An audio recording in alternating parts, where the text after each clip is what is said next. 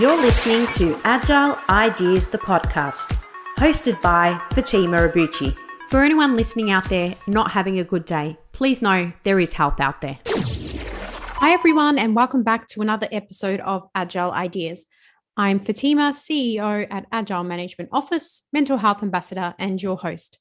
This podcast is made possible thanks to Agile Management Office. We help businesses in three key ways: improving organizational culture and delivery, supporting transformation and change agendas, and streamlining governance and process, using 20 years of proven practice and the proprietary AMO Way model.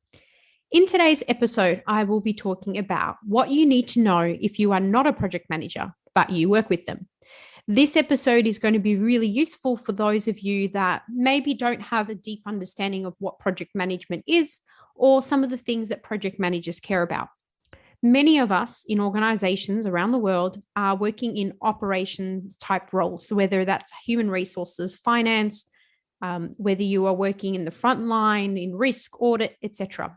And most of us will have some interaction with projects and project managers. And a lot of the time I find that there is a lack of, educational awareness that is being provided by the project managers to people that are not in projects. And it's really important to connect the dots between the two, is to help people who are not involved in projects day to day to understand them a little bit further.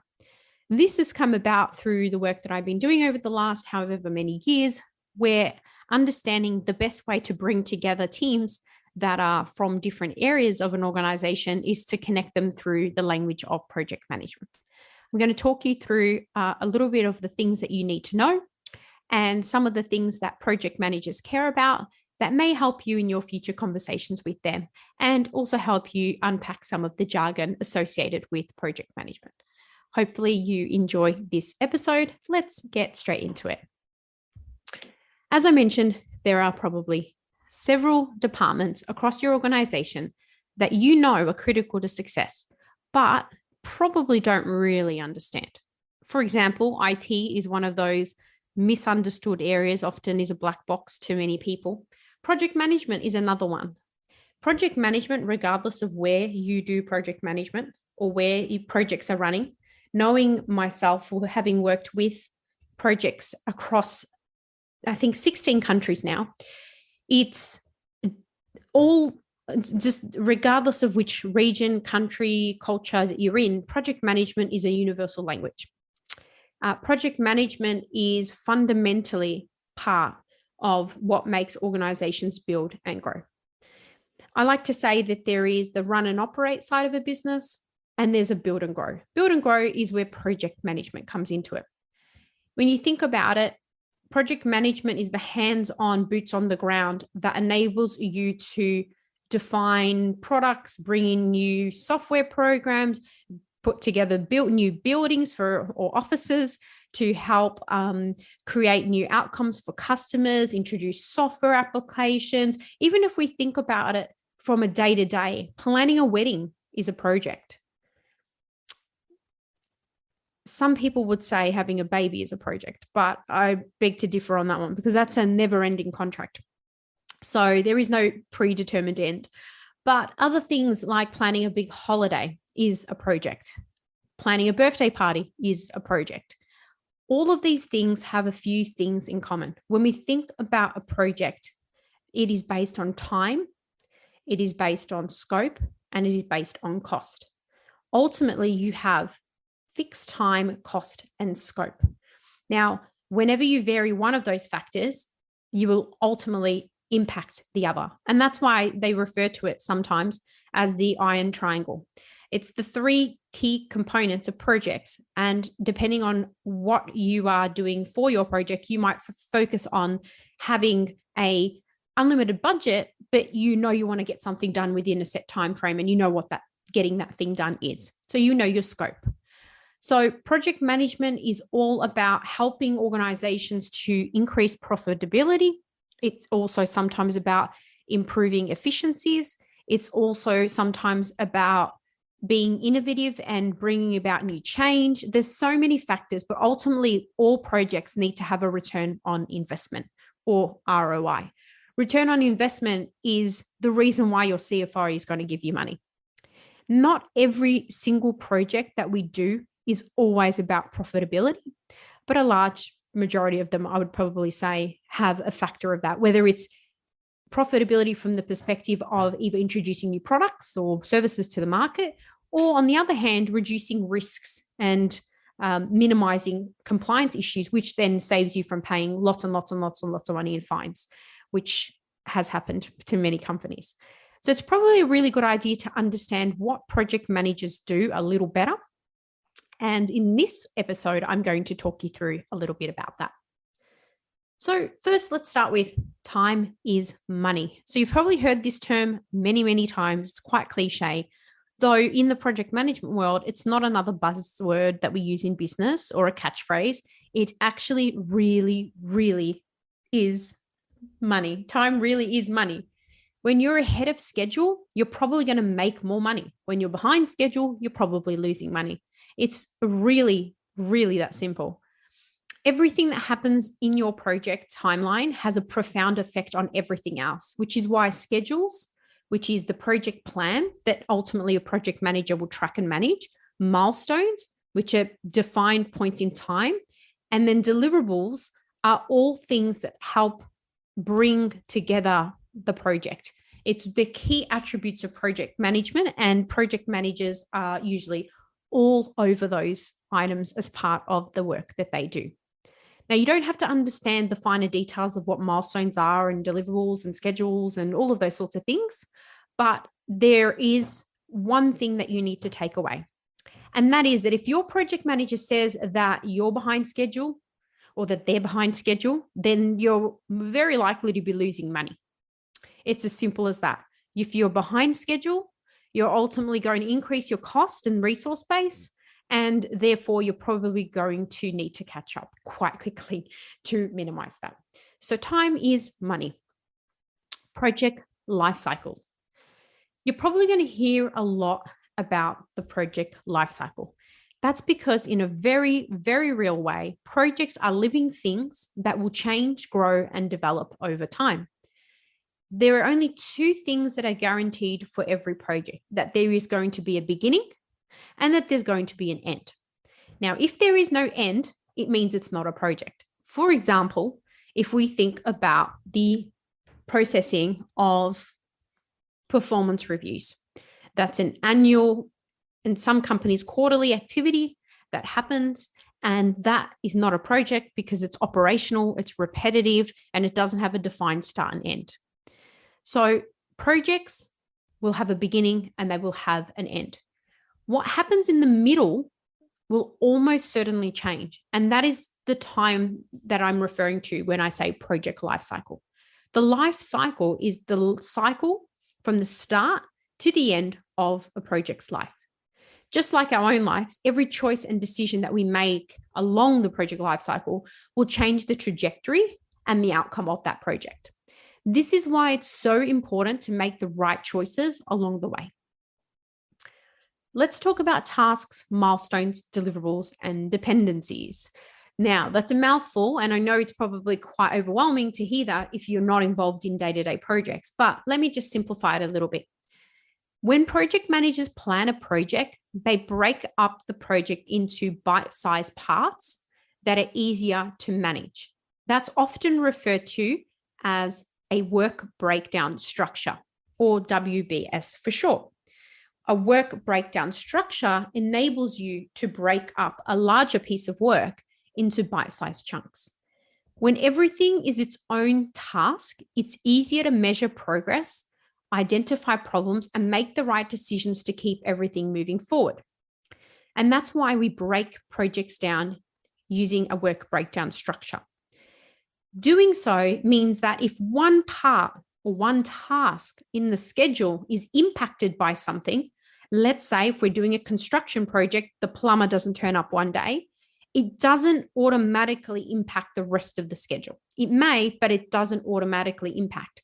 And if we didn't have clarity on that bite-sized chunk and those bite-sized tasks, it would be really hard to pinpoint where the impacts would be because of that situation. So your project manager will create a schedule. A schedule is like you would imagine your own personal schedule, a calendar of events, if you like. But they often will create something called a Gantt chart. A Gantt chart, spelled Gantt, is effectively a list of tasks, milestones, and deliverables, and it enables you to use that work breakdown structure as well as the functionality of a timeline that's associated with dates, etc., to enable you to break down that project and that schedule and create that schedule. So ultimately, your schedule is often a Gantt chart with a list of tasks, milestones, and deliverables. And while you don't have to know how to break projects down into these parts yourself, it's worth knowing what they are and why they matter so that when you are talking to a project manager, it becomes a little bit of an easier discussion. So let's go into each of these in just a little bit more detail. Tasks. So tasks are individual actions that you take to complete something. So for instance, if you were to project manage a trip to the grocery store, let's say, you might have the following tasks: make a shopping list, drive to the store, shop for items on the list, pay for your groceries, drive home, pack away your groceries. Every time you complete a task, you can check it off the list as completed. On a real project, each task will also have an estimated duration and be planned for a specific day, week, or month. So you can instantly see if you've missed a task deadline or if something has taken longer than it should have. You'll be able to see that quite quickly. This allows project managers to make adjustments to the project schedule early so that they can make up lost time and keep their project from going over deadline. So for example, thinking about making a trip to the grocery store, if you are at step number 3, where you're shopping for items on the list, but you've actually left the list at home, well, that's going to throw your whole schedule off because you're going to probably have to either go home and collect that list and come back, which extends the time of the project. Or alternatively, you may try to remember everything you wrote on the list, but then again, you may miss all the things that you planned and spent time planning to pick up, which may upset your stakeholders, which in this case may be your children and your partner. So that effectively is what a task is. And it's a universal term. Milestones. Milestones are like containers for tasks. Let's say, for example, that the grocery shopping is part of your Saturday chores list, but it's not the only thing on the list. You also have to clean the bathroom and you have to walk the dog. If you were to create a project plan for your weekend, you might have a milestone called Saturday chores, which every activity that you intend to do as their own sub milestone under that heading in order to get to your goal, which is having your feet up on Saturday afternoon. You will then need to make sure you complete all of the tasks contained in that milestone to be able to put your feet up on Saturday afternoon. So if you think about it, Saturday chores may be your major milestone, but underneath that, you might also have clean bathroom and walk dog. Now, you'll notice that in those milestones, it doesn't explain the tasks that you need to do in order to clean the bathroom or walk the dog, but it gives you an overview of what the major thing that you're trying to achieve is. And that is really simply what milestones help you to do.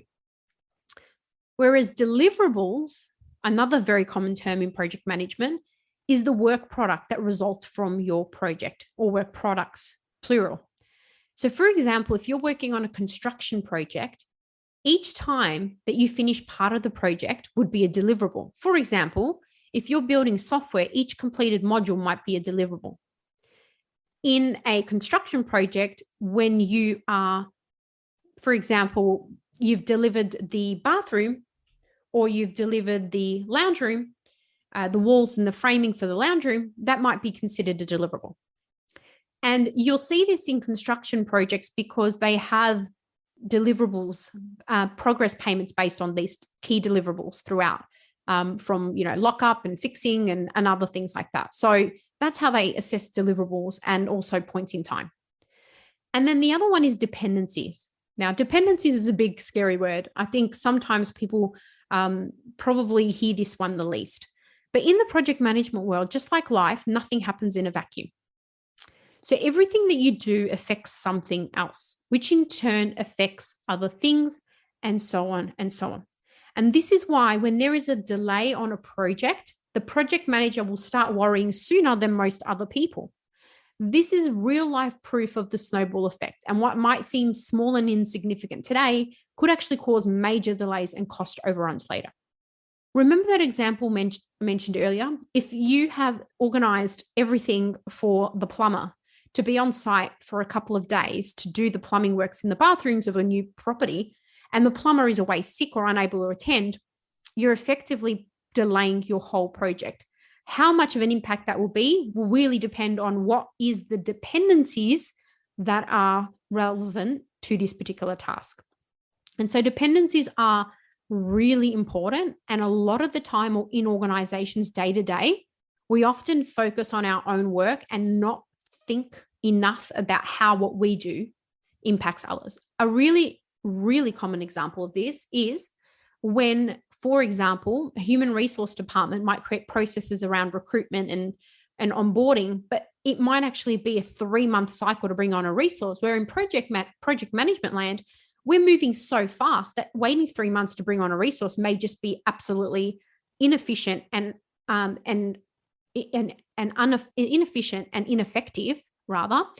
And so HR, human resource teams, should really maybe have a discussion with the teams that are responsible for project delivery and make sure the processes align and vice versa. So that's dependencies. Risk and risk mitigation is another thing that is really, really important in project management. Regardless of what you do for work, there is always going to be risks and risk mitigation that you need to be aware of. Most people will identify these risks and do the risk mitigation every day, even without thinking about it. For example, you wear your seatbelt and hope that you don't have any accidents and that the seatbelt will protect you. You will make sure you stop at red lights because you don't want to get into an accident, and it's also the right thing to do so you don't break the law and then get fined.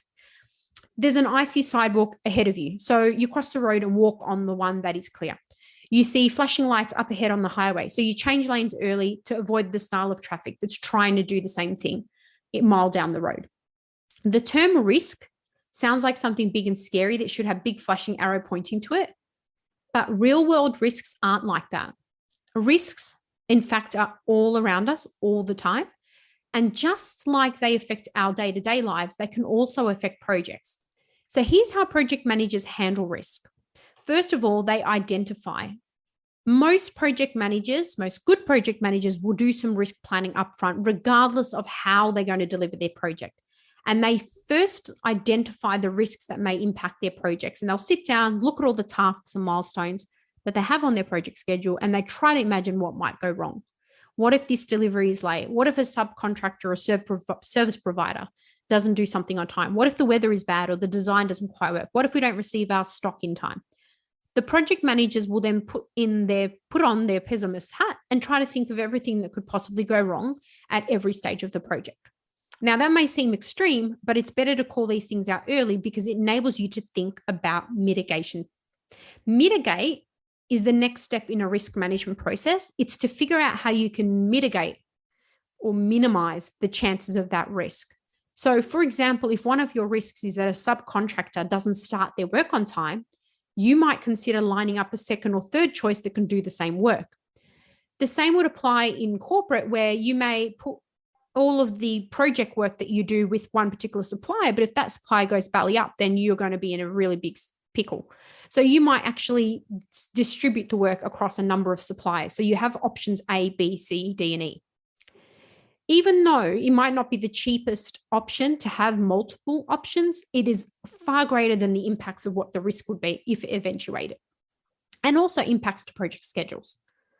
If a product is not delivered on time, you might consider looking for another supplier who can deliver just enough to get you started. Or if you can, you might decide to switch the focus to another task or milestone and move that work later in the schedule. These are all ways of mitigating particular risks, because risk mitigation ultimately is a process of brainstorming solutions to problems before they happen. So if you run into them, you already have the tools to keep your project moving. Now that you've identified and mitigated risk, you might move into implementing, monitoring, and revising. The next part of risk mitigation is to implement your plan, measure the success, and if necessary, revise them to work better. Now, not all risks in projects eventuate. So you might identify a risk in your department that affects a project or is affected by a project. For example, in recent months, I was on a large program of work, and our program being successful was a key risk for other departments within the organization. Now, what I mean is we had to deliver this program so that other departments could remove a risk that they had, because the program I was running was going to mitigate the risks that they had raised around a particular system and platform. Now, if we shut down the program, which the program was shut down, then what happens is the risk that was going to be mitigated by our program and project actually was not possible anymore, or at least for now. And so they have to go back to the drawing board and re-identify what new risks might be and what mitigations they could apply instead. A big part of project management is to make assumptions, but remember, your assumptions won't always be correct. This is why we always monitor the success of any assumptions we make, and also understand what's working well and what didn't work the way we thought it would, so we can learn from it. And this takes me to measuring success or failure. When you're watching project managers work, it can seem slightly chaotic. It can seem like they're headless chooks or ducks on water, but good project managers always seem to be making changes and adjusting things on the fly. You might even wonder if they are any good at their job, because they are constantly pivoting and changing. And to you, that may look like disorganization, but really it's probably them thinking several steps ahead. The truth is that great project managers make changes all the time. The only time you should be worried is if your project manager is not doing anything, because there's a good chance that they're not paying attention, and that's where the risks really eventuate. Projects will never, ever work exactly the way we assume they would. We always have to adjust things along the way, and that's completely fine. It's important for us to be flexible and agile in our mindset and our approach so that we can pivot and adjust accordingly. Ultimately, when we think about success in project management, it's not measured by not making changes to a project plan. It's measured by staying on schedule, not allowing projects to go dramatically over time, making sure that when there is scope creep, which means changes to the project scope, that you are compensated for it by raising change requests. When there are delays, you make changes to accelerate the projects or have the timeline adjusted. That you maximize profit on the project, so you're not costing any more than you predicted, and that you ultimately get customer satisfaction. Whether that is the homeowner that you're building the house for, whether it's the software users that you are creating the software for, or whether it's your family who you're preparing the end of year Christmas holidays for. Just like changes to project management, you can measure project success throughout the project lifecycle, but the ultimate test will come at the end, and it will hinge on two things. Did you make at least as much money as you expected to make? And is your customer satisfied with the results you delivered? Now, remember, the money side of it may vary depending on the type of project, but ultimately there needs to be a return on investment. So if we're deploying a new product or building a house, we're going to be looking for profit margins, and we would want them to be high. So ultimately, that is how we get to a point where we measure success for a project. Other things to consider as well are things like project resources. This is where, if you are not involved in a project day to day, you might be asked by a project manager to be a subject matter expert on a particular project. You might be involved in a particular aspect, giving your feedback. Maybe they need a human resources expert. Perhaps you're the administrator. Perhaps you are working in audit or in risk, and you are providing input to the project. Ultimately, every project needs to have enough resources assigned to get the job done on time and correctly. And you might find that your project will fall behind if there are problems getting work done or having to assign different resources. That's why if there is extended timeframes to bring resources on board and the project manager hasn't factored that in, it's very likely going to delay the project. Project managers also work within phases. This is about typically shorter, less complex phases, and enabling larger projects to be divided into larger phases. For example, if you are a small project, you might really have a very, very simple 1, 2, or 3 step phased approach. Whereas in a large complex program, you might have multiple phases. The last program I was part of, a really, really large collection of number of projects, there was ultimately 24 phases. And that was necessary to break down something very large and complex into something a lot smaller and more efficient.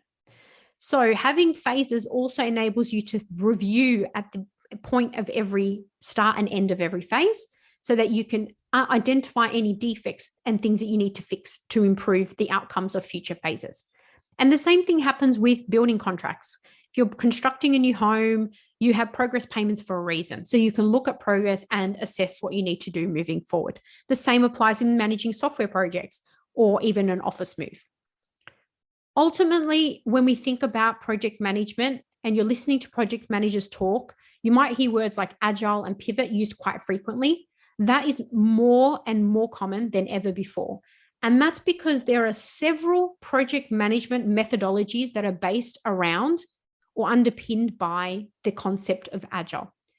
In the real world, we are in a real world.